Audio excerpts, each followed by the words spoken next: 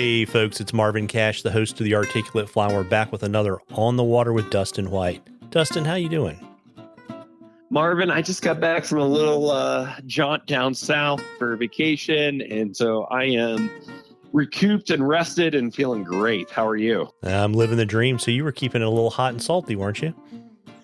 A little bit, yeah. Did our annual jaunt down to Jekyll Island, Georgia, and got to do a little reds fishing, a little tarpon fishing, and yeah, great time with family, great time on the water. So happy and healthy our way. There you go. How's re-entry been for you?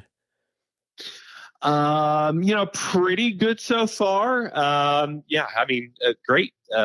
Stuff's firing all cylinders here. So it's just kind of right back into the swing of things. Had about a half day to, get off the plane, get back into town, unpack a little bit, decompress, and, getting right back on the water. There you go. And it's interesting. I looked at your weather and it's actually going to be like in the 70s where you are, which is like a 20 to 25 degree temperature swing, right?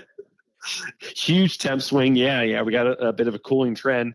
I don't trust it to stick around. Anyone that knows Wyoming weather knows, our kind of hyperbole cliche is if you don't like the weather, wait an hour. It's definitely true here. So we'll see how long it sticks around. But, we've got a cooling front coming in. And so that actually is going to be really welcome here on the waters of the Gray Reef and downstream. It's been a bit warmer water temp. So we'll take some cooler temp for sure. Yeah. And you were telling me too, you've got kind of a unique flow situation in all three of your rivers. Yeah, really, really interesting. All three drainages of the trout fisheries we fish of both the Miracle Mile and the Gray Reef of the North Platte, as well as the Thermopolis stretch of the Bighorn, are all right around 2,000 CFS. So that doesn't happen often where all three are basically just about the same flow as each other, but that's where we're at right now. The unique thing, as I kind of alluded to before with the Gray Reef, is the intake from the top of the Alcova Dam is what they've been pulling water from. So those water temps have actually been on the warmer end of things, and coming out of the warmer weather that we had, those water temps, starting the day were in the 60s, and by late morning we're in the mid 60s, and definitely in the afternoon that mid upper stretch. So our guides, we've been trying to exercise some caution and encouraging folks, hey, keep a thermometer with you. Take some, be diligent in taking some ongoing readings of the temps in the water. And certainly when you start creeping up, north of 65 degrees and getting closer to 70, please consider just letting those fish be and come back earlier in the morning to fish. Early morning fishing has been good. Plenty of bugs out in the water, plenty of fish eager to eat. But, as you get closer to that lunch hour, we're asking folks just to be a little more respectful of our coworkers, so to speak. Yeah, which means get up early and don't eat your lunch until you're off the water, right? Exactly. Yeah, it's a real allocation of what you do in your day. But get out there a little earlier. Trico hatch has been happening early in the morning. By the time it's been 6:30 and getting on the water, that spinner fall of the tricos has already happened. So those bugs have already been up and out and doing their thing. The fish have been chomping on them earlier. So yeah, I encourage folks to get up there a little earlier, call it quits a little earlier, and like I said, just be mindful, be respectful, take care of the fish we got there. That's specifically on the Gray Reef and downstream section. The mile temps have, of course, anytime you get in this time of year and you get real hot temps, you want to be aware. But the mile has not been in that sort of dire straits, so to speak. It's with water temps. It's been stable. Game and Fish was out for a few days this past week, shocking, to do assessments and just make sure that the fishery is still healthy and everything's good there. We eagerly await the report from that. So if folks had been out in the mile and it had been funky for a day or two, this past week. That's why. But, it should be swinging back around. Those fish should be recovering and ready to get back at it. Yeah, got it. And so what else have you got going on other than the trico hatch? Yeah, PMDs have been really good. I mean, and honestly, it's kind of take your pick of whatever PMD pattern you want. Most of them have been around that size 16 to size 18 size range. But, this is PMD season.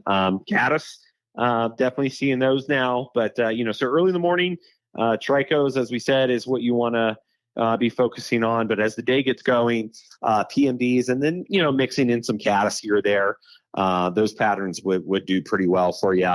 And that's across the board with all three fisheries, in all honesty. Got it. And, even though we've been talking trout, I have a carp question for you from Seth.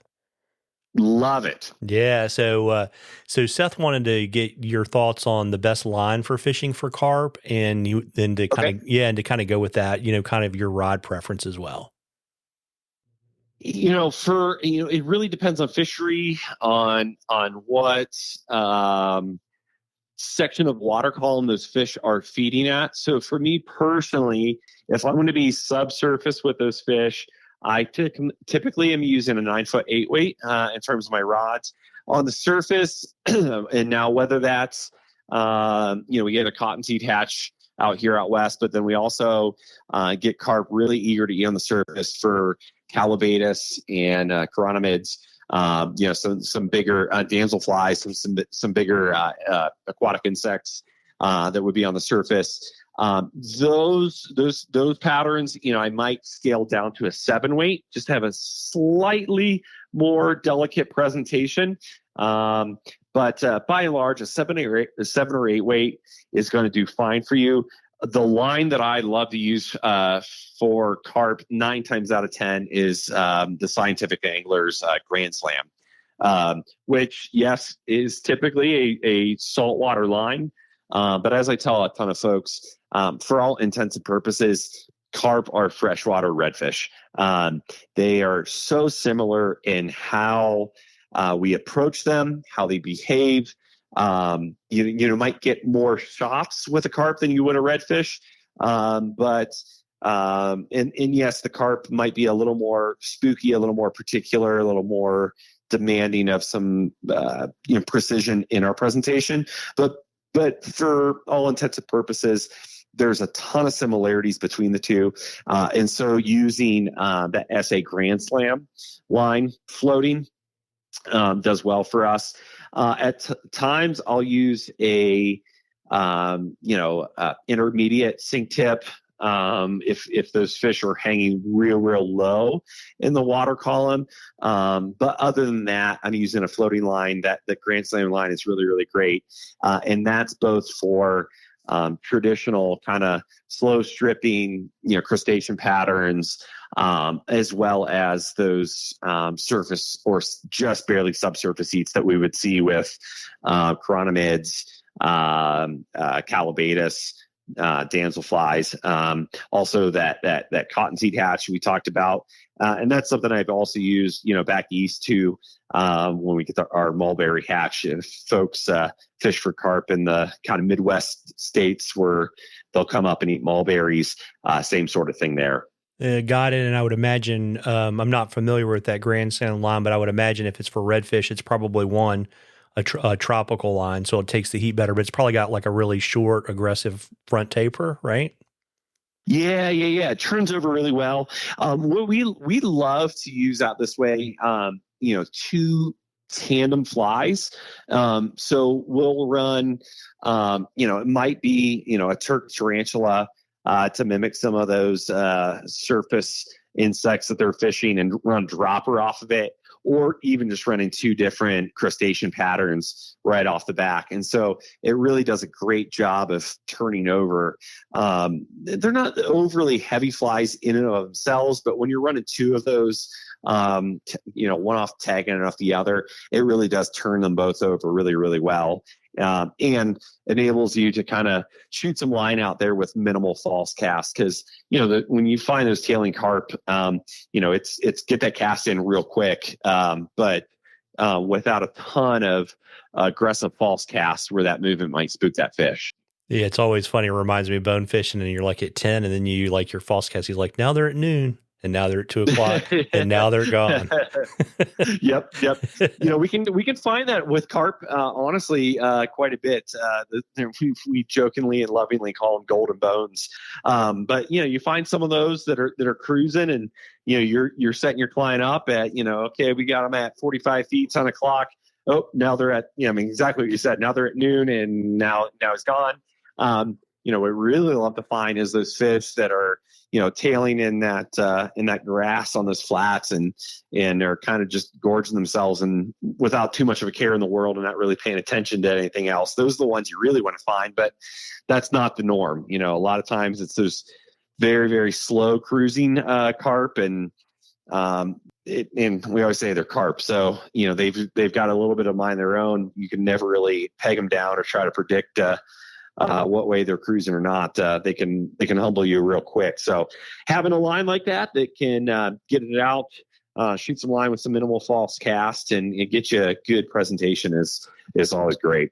Well, there you go. And folks, we love questions on the articulate fly. You can email them to us, or you can DM us on social media, whatever is easiest for you. And if we use your question, I will send you some articulate fly swag. And then we're going to enter a drawing for a half a day with Dustin at the end of the season. And Dustin, before I let you continue your post-vacation reentry, you want to let folks know where they can find you so they can book you and fish with you? Yeah, I proudly guide for the Ugly Bug Crazy Rainbow Fly Fishing out here in Casper, Wyoming.